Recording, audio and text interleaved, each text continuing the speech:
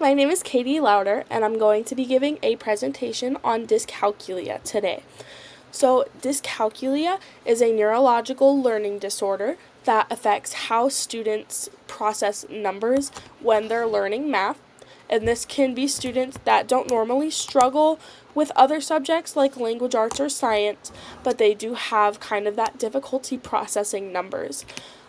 So what this can look like is a difficulty when they're learning numbers, learning how to map out numbers, learning how to measure like time, money, feet, inches, stuff like that. Just basic, math facts that other students might be able to comprehend a little bit quicker.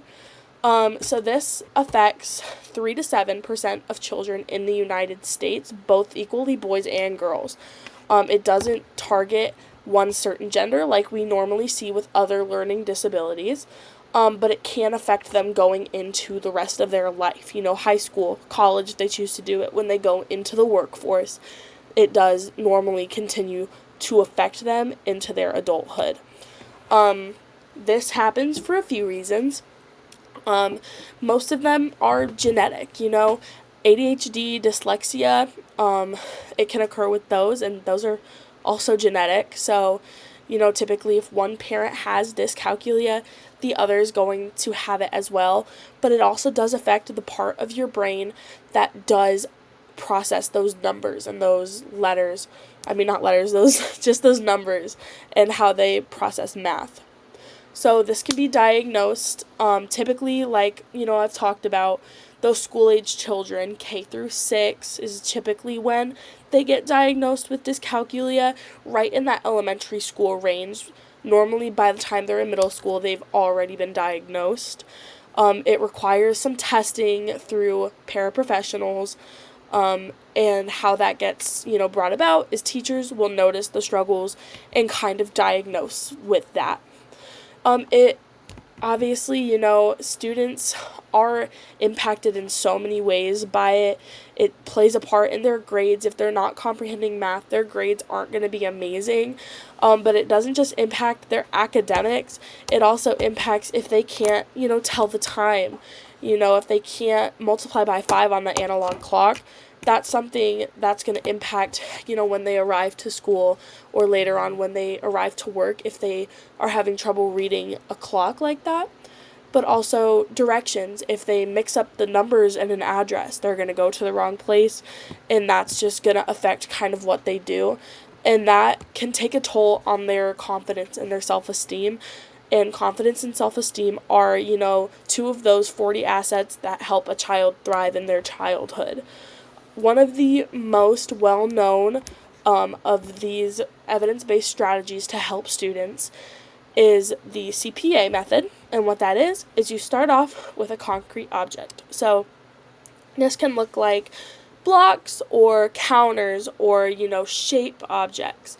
Just something that students can physically touch and see while they're going through this. That really does help them a lot, and it goes a long way to be able to see it in front of them and move it around. After they've, gotten really, really good at that, you can go into the pictorial segment of it, and that is visuals. So, having that graph or a number line, just something that they can see but not necessarily touch, can also help them kind of get it more so than the concrete objects, but it does challenge them just a little bit more as you start incorporating those numbers. And then for the hardest segment of it would be that abstract where you're adding in the symbols, like the equations, that 3 plus 2 equals 5, that gets all jumbled around when they try to process that. But if they've been working with the concrete and the pictorial, they are more prone to understand the abstract later on, instead of starting with the abstract and working backwards, so to speak. And that just helps them, it's low stakes, they can get immediate feedback with that. If you say, hey, you're supposed to have 2 purple blocks here and you only have 1, it kind of helps them understand in that way. Other evidence-based strategies would just include, digital strategies. Like I've stated before, those number lines and counters, those really do help when helping out students learn their math. Um, some accommodations. You can give a student extra time on quizzes and tests. You can give them calculators if the assignment permits.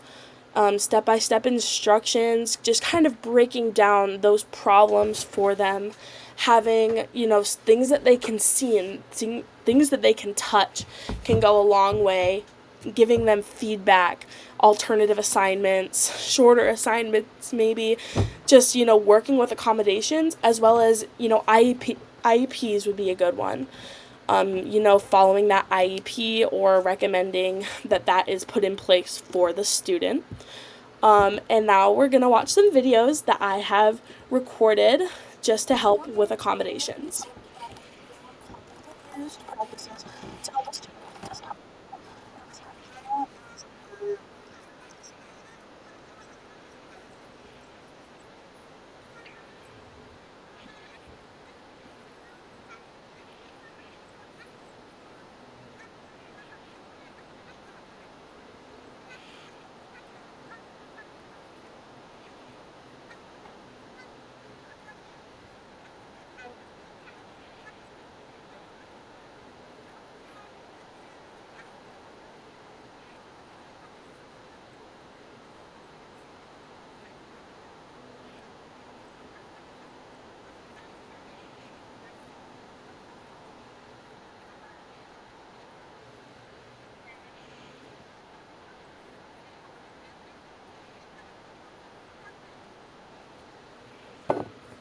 Alright, and then we're going to put on the second video. Bear with me.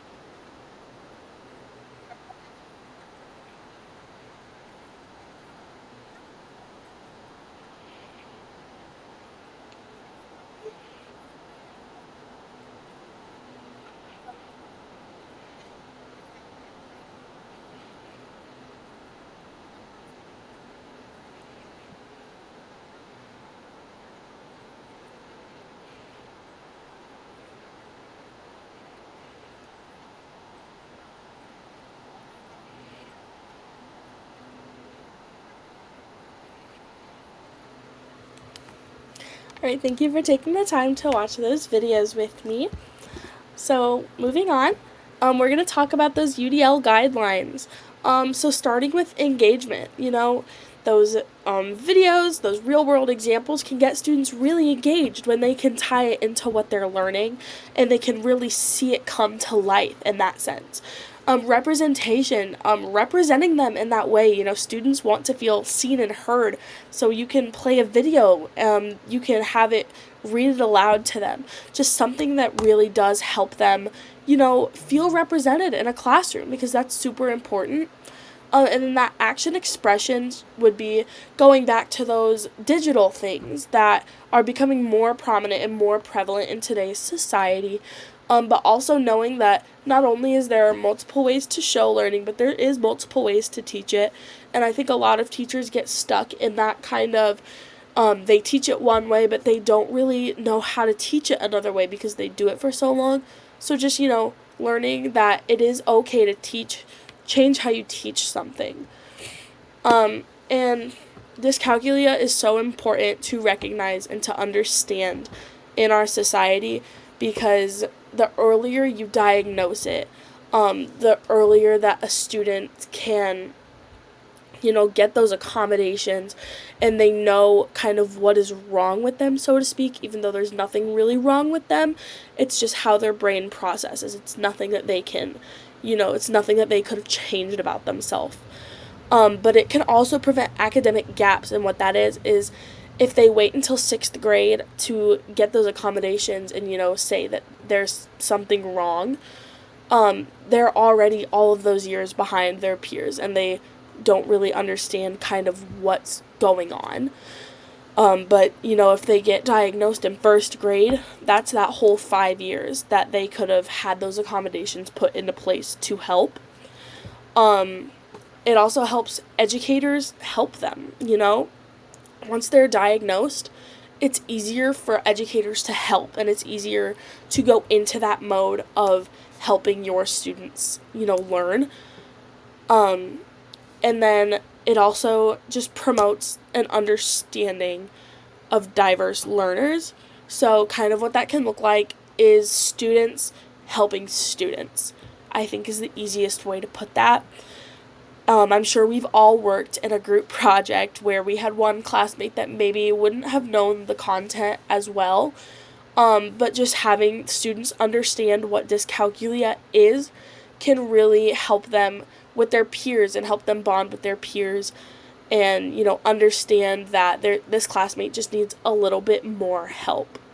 Thank you so much for watching my presentation on dyscalculia, and I do hope that it helped you learn a little bit more about how you can help your students and how this disability affects their day-to-day life. Thank you.